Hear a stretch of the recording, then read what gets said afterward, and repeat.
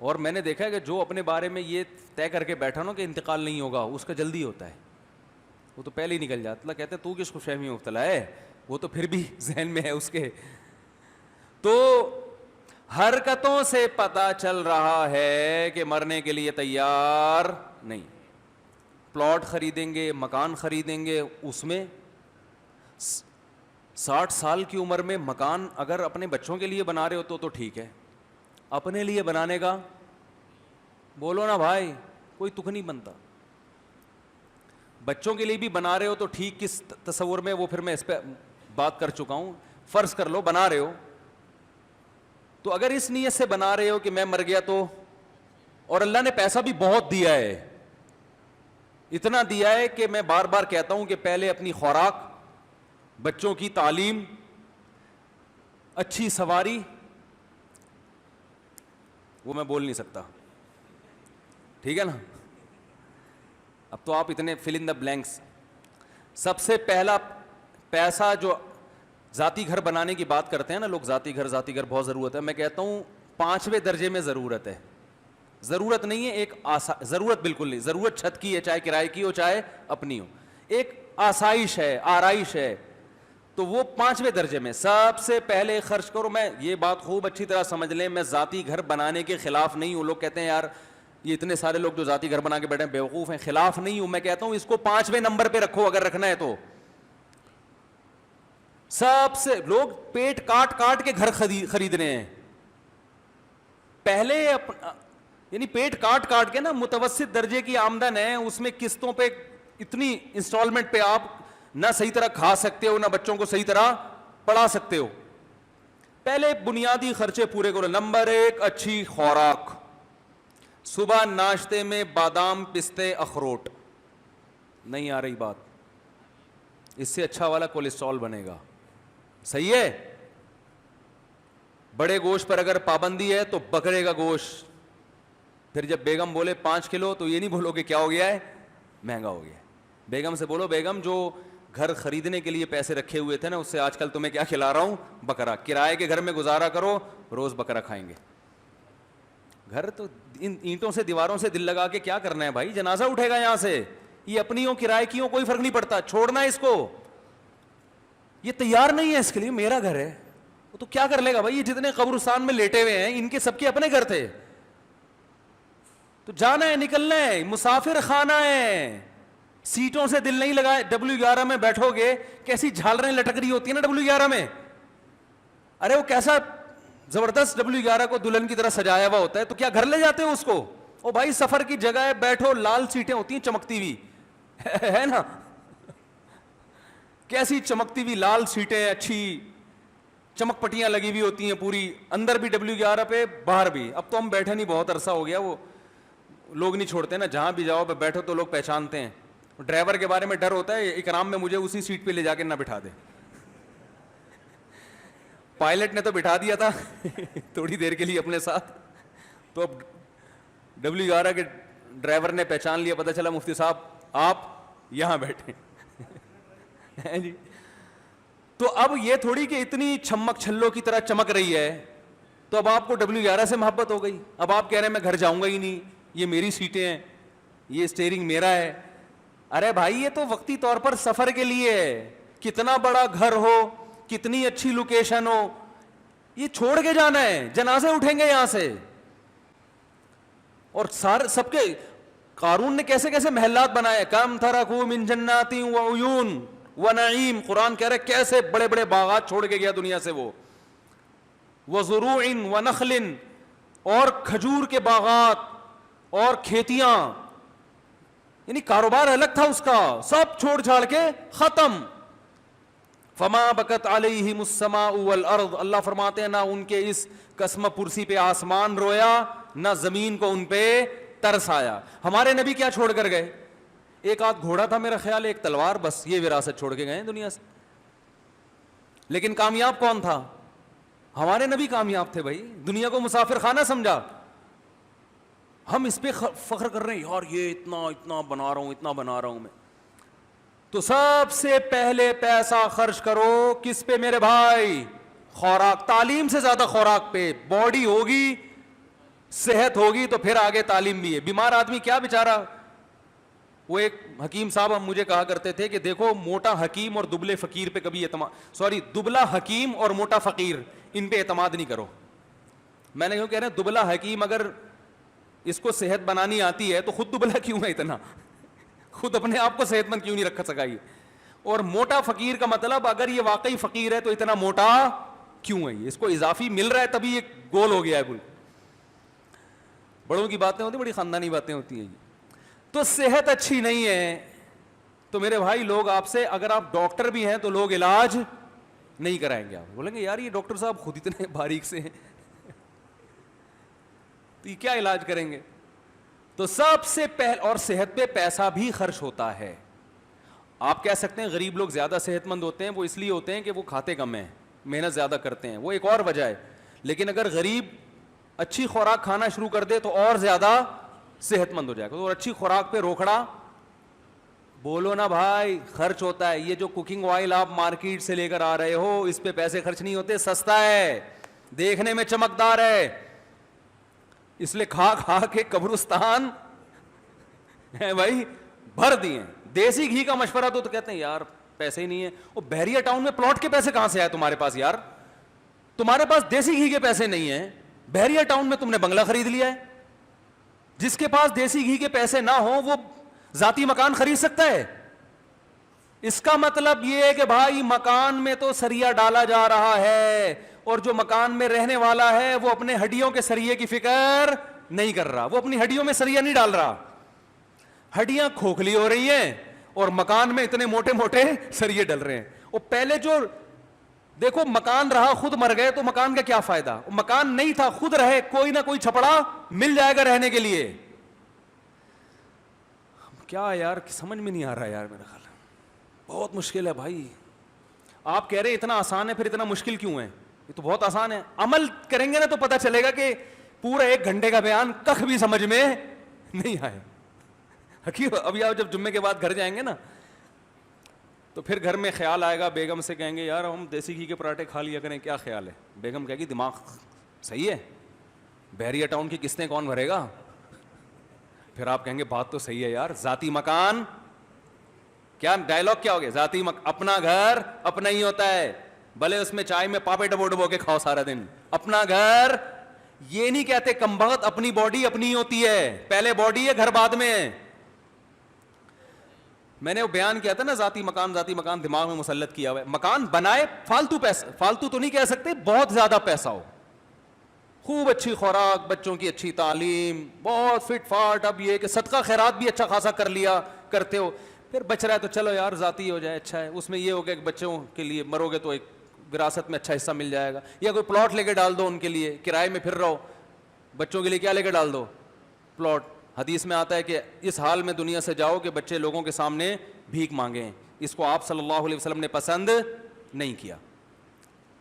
تو یہ بھی ہے, یہ بھی اسلام ہی کا حکم ہے. لیکن یہ آپ بھی تو کسی کے بچے ہو نا, اپنے ابا کے بچے ہو, تو اپنی بنیادی خرچے پورے کرنے کے بعد پھر انسان کیا کرے کہ یار کچھ اگر اللہ نے اضافی دیا ہے تو بچوں کو بالکل لاوارث نہ چھوڑا جائے. اور ویسے بھی آج کل بیوہ عورتوں کا پوچھنے والا کوئی نہیں ہے, تو آپ مرے تو آپ کی بیوی بیوہ ہوگی, کوئی بھی نہیں پوچھے گا اس کو, اس کے لیے کچھ چھوڑ کے چلے جاؤ. تو یہ سب بات کی, جس کو اللہ نے نہیں دیا تو توکل کرے بھائی, جس اللہ نے مجھے کھلایا پلایا بچوں کو بھی کھلا دے. تو پہلا کیا ہے, جلدی جلدی بات سمیٹ کے ختم کروں. پہلا کیا ہے, خوراک. ٹھیک ہے نا, ٹائٹ قسم کی خاندانی خوراک, زیادہ خوراک نہیں, اچھی خوراک. ایسے نا 4 پراٹھے صبح صبح کھانا شروع کرتے ہیں آپ, زیادہ نہیں, اچھی. اچھی کیا ہوتی ہے وہ ڈاکٹر سے پوچھ لیے گا, حکیموں سے پوچھ لیں, حکیم صاحب سے پوچھیں آپ 90 سال میں, حکیم بڑے لمبی لمبی عمروں کے ہم نے دیکھے ہیں, حکیم صاحب 90 سال کے ہوئے کیا کھاتے ہو, لیکن حکیم بتائے گا نہیں, بڑے ہوشیار ہوتے ہیں.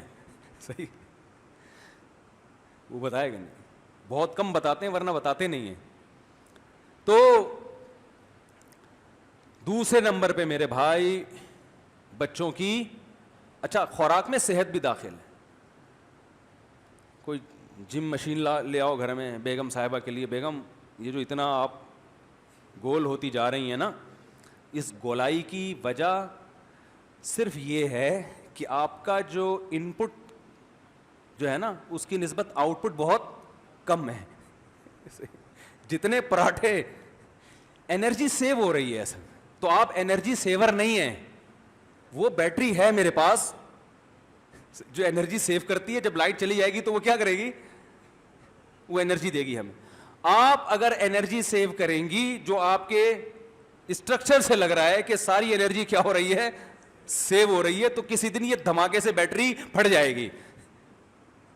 تو اس لیے اس انرجی کو یوٹیلائز کرنے کی, یا تو ادھر سے چارجنگ کم ہو, خوراک کم کریں, دنیا چھوڑ دیں گی. بھائی اپنے خرچے پہ تھوڑی, میاں کے خرچے پہ کھا رہی ہے نا. آج اپنے خرچے پہ انسان خوراک نہیں کم کرتا, دوسرے خرچے پہ کہاں سے کم کرے گا. تو آپ ان کو بتائیں کہ بیگم یا تو خوراک کو کم کرو, وہ بہت مشکل کام ہے. لوگ کہتے ہیں ہم زندہ ہی کھانے کے لیے ہیں, خود بھی تو بہت کھا رہے ہیں. تو یا پھر کیا کرو, ایکسرسائز کرو.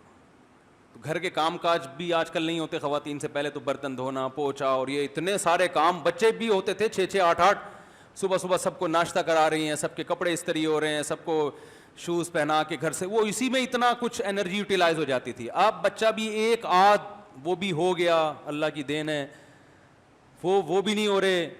جو انرجی وہاں خرچ ہوتی تھی وہ بھی نہیں ہو رہی. پھر بچوں کو پالنے کی انرجی بھی, ایک آدھ بچہ ہوتا ہے وہ بھی اس کے جو جتنا ہگائی متائی کا سیٹ اپ ہے وہ سارا پیمپر نے اٹھا لیا اپنے ذمے, معذرت کے ساتھ. وہ پیمپر کہتا ہے یہ میری ذمہ داری ہے کہ کب اس کو پوٹی آ رہی ہے, کب اس کو پشی آ رہی ہے. یہ کس کی ذمہ داری ہے, یہ ماں باپ کی ذمہ داری نہیں. یہ پیمپر کہتا ہے میں ہوں نا, یہ کس کی ذمہ داری ہے, میری ہے.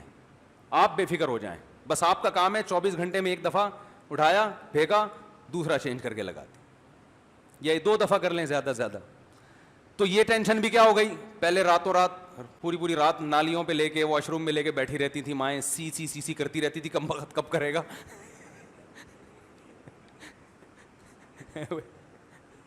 بچے کے جذبات سے کھیل رہی ہوتی تھی, تو محنت لگتی تھی نا.